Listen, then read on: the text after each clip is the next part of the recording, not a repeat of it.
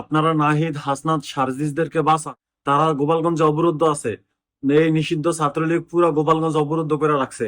তাদেরকে বাইরে হতে দিতেছে না। এমনকি এরা প্ল্যান করছে যে সন্ধ্যা হওয়ার পর পরে রাতটা নেমে আসলেই এরা আগুন জ্বালাই দিব, ডিসি কার্যালয়ে আগুন জ্বালাই দিব, ওদের সবাইকে আগুনে পোড়ায় মারবো। আপনারা যে যেখানে আছেন আসেন, এদেরকে বাঁচান। এদের অস্তিত্ব শেষ করে দিলে কিন্তু বাংলাদেশ শেষ হয়ে যাবে। আমরা যে স্বপ্ন বুনতেছি, বাংলাদেশের মানুষ যে স্বপ্ন বুনতেছে, এই স্বপ্ন পুরাটাই শেষ হয়ে যাবো। আপনারা এদেরকে বাঁচান। প্রয়োজনে সেনাবাহিনীর বাইরে আপনারা হেলিকপ্টার নিয়ে যান, যা এই এনসিপির নেতা কর্মীদেরকে আপাতত উদ্ধার করেন। সকল রাজনৈতিক দল, আপনারা দল মত নির্বিশেষে এগিয়ে আসেন। বিএনপির একজনের খুন করছে গোপালগঞ্জে মিছিল করার সময়, সমাবেশ করার সময়। আপনারা এগিয়ে আসুন, আর নয় আপনাদের পরিণতি গোপালগঞ্জে এর থেকে খারাপ হবে। আপনারা এদেরকে বাঁচান, গোপালগঞ্জ থেকে এদেরকে যেভাবেই হোক উদ্ধার করেন। আর না হয় ভবিষ্যতে কোনোদিন গোপালগঞ্জে কেউ যাওয়ার সাহস করবে না, কোনো রাজনৈতিক দল যাওয়ার সাহস করবে না।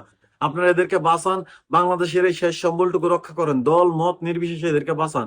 আপনারা গোপালগঞ্জে যান, গোপালগঞ্জে যায় এদেরকে উদ্ধার করেন। এদেরকে অবরুদ্ধ করে রাখছে সেই বিকাল থেকে সেই দুপুর থেকে হামলা হইতেছে, সেই বিকাল থেকে অবরুদ্ধ। এরা রাত নামার অপেক্ষা করতেছে। রাত নামলে এদের উপরে আগুন দিয়ে ঝাঁপায় পড়বো, এদের উপরে আগুন নিক্ষেপ করবো, এদের উপর বোমা নিক্ষেপ করবো, এদেরকে উড়াই দিব। এদের প্ল্যান পুলিশ, এই ছাত্রলীগ সবাই একসাথে প্ল্যান করছে। সেনাবাহিনীর বাইরে যতটুকু সম্ভব আপনারা যান, এদেরকে বাঁচান।